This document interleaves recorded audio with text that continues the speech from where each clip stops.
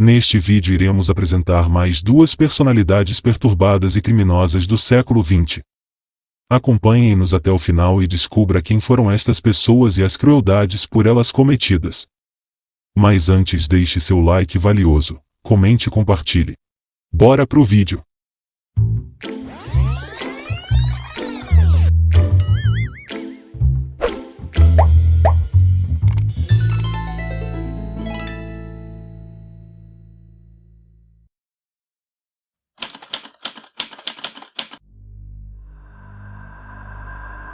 Muito além de Hitler, inúmeras foram as pessoas que fizeram com que a Alemanha se transformasse em uma máquina nazista.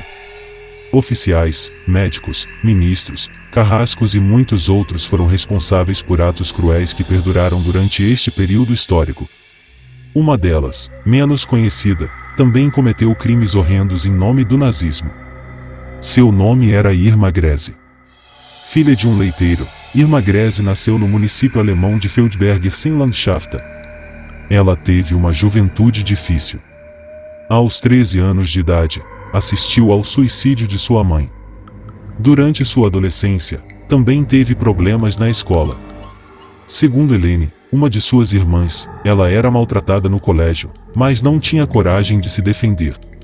Esse foi um dos principais motivos para a Grese ter abandonado o ensino aos 15 anos de idade.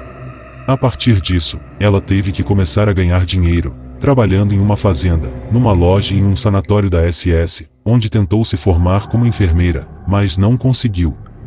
Embora tenha tentado se formar enfermeira em um sanatório da organização paramilitar ligada ao partido nazista e Adolf Hitler, Irma ainda não estava afiliada ao nazismo à época. Isso veio depois, aos 18 anos de idade, quando ela se voluntariou para treinamento no campo de Ravensbrück. Com o começo desse envolvimento com o nazismo, seu pai acabou expulsando a filha de casa. Mas nem isso mudou a mentalidade da jovem, que acabou crescendo ainda mais dentro do partido. Assim, Grese foi transferida para Auschwitz, o maior campo de extermínio nazista. Depois, tornou-se supervisora sênior da SS, o segundo posto mais alto que mulheres poderiam ocupar. Ela se transformou em uma figura completamente sadista, capaz das mais diferentes atrocidades. Dentre suas práticas cruéis, estava, por exemplo, o fato dela escolher as moças mais bonitas do campo para enviar primeiro para a câmara de gás, além de torturas arquitetadas especialmente para determinadas prisioneiras. De acordo com Wendy Adele-Marie Sartre, no estudo Mulheres e o Nazismo, Irma golpeava as mulheres em seus seios. Sartre descreveu em sua pesquisa que a nazista tinha comportamentos extremamente sadistas e cruéis.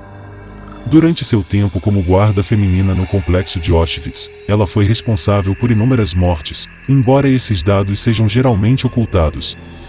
Ela forçava garotas judias a serem suas vigias enquanto ela abusava de outros reclusos, atiçava cachorros com chutes e chicotadas para que eles se tornassem agressivos e atacassem os prisioneiros, e muitas outras práticas dignas de uma mente muito doente. Junto de outros 45 nazistas, a Cadela de Belsen, como ficou conhecida, foi presa pelos britânicos durante a primavera de 1945. Mesmo sendo acusada de crimes de guerra, ela se declarou inocente. Depois das acusações serem comprovadas pelos testemunhos, ela foi condenada à morte por enforcamento. A nazista foi enforcada no dia 13 de dezembro daquele ano, com apenas 22 anos, tornando-se a pessoa mais jovem a ser enforcada pela lei britânica durante o século XX. Suas últimas palavras ao carrasco foram "schnell", que quer dizer rápido, em alemão. A história dos Estados Unidos está repleta de psicopatas e serial killers. Mas, uma em especial deixou os norte-americanos assustados com o que uma mulher pode fazer. É a história de Aileen Wuornos, a 10ª mulher a ser condenada à pena de morte. Aileen Carroll nasceu em fevereiro de 1956, em Michigan, nos Estados Unidos. Seus pais adolescentes à época se separaram antes mesmo dela nascer. O pai, Leo Dale Pittman, era um molestador e sociopata, e a mãe, Diane Wuornos, a abandonou aos 6 meses de idade, junto ao irmão Keith, com quem teve relações incestuosas desde pequena. Sem ninguém por eles, os dois foram adotados pelos avós maternos. Foi aí que o nome da menina mudou para Aileen Wuornos. Depois desse momento, a vida da jovem apenas piorou. Seu avô era um alcoólatra violento, que a espancava constantemente. Aos 11 anos, a menina trocava favores sexuais na escola por cigarros e comida. Vivendo nas ruas, Lee, como ficou conhecida, abusava das drogas e se prostituía para ganhar dinheiro. Tempos depois, com 20 anos de idade, casou-se com um homem de 69 anos chamado Lewis Fell. O casamento durou 9 semanas. Lewis pediu divórcio depois que sua esposa bateu nele com a própria bengala. Ela então teve vários relacionamentos fracassados, usando diversos nomes falsos. Foi mais ou menos nessa época que ela começou a ter os primeiros problemas com a polícia. Identidades falsas, roubos e assalto à mão armada, conduta desordeira, direção perigosa por embriaguez e disparos com uma arma calibre 22 de um veículo em movimento foram alguns dos delitos. Trabalhando como prostituta novamente, a mulher foi presa em 1986, quando um de seus clientes alegou à polícia que a criminosa o havia ameaçado com uma arma, exigindo dinheiro.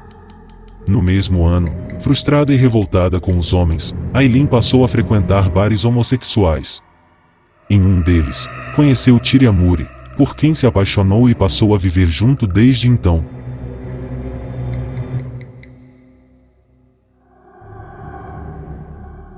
No final de 1989, Aileen saiu com Richard Mallory, um de seus clientes, de 51 anos. Segundo ela, o programa teria saído de controle e o homem a levara para um local isolado, onde a espancou e ameaçou de morte. Supostamente em legítima defesa, ela o baleou 3 vezes com seu revólver calibre 22.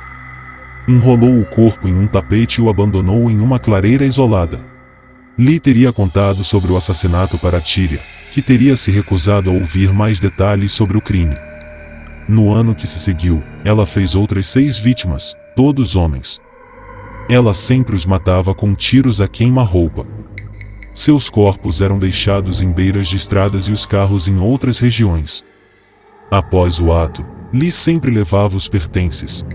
As outras vítimas foram David Spears, 43 anos, Charles Cascadon, de 40 anos, Troy Eugene Banris, de 50 anos, Charles Richard Humphreys, de 56, e Walter Geno Antônio, de 62.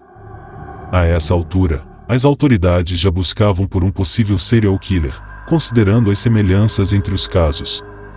Uma pista importante era que os bancos do motorista de todos os carros encontrados estavam sempre puxados para frente, o que indicava um homem pequeno, ou uma mulher. Em julho de 1990, 2 mulheres se envolveram em um acidente de carro e o abandonaram antes da chegada dos policiais. O veículo pertencia a Peter Siens, desaparecido há cerca de 1 mês.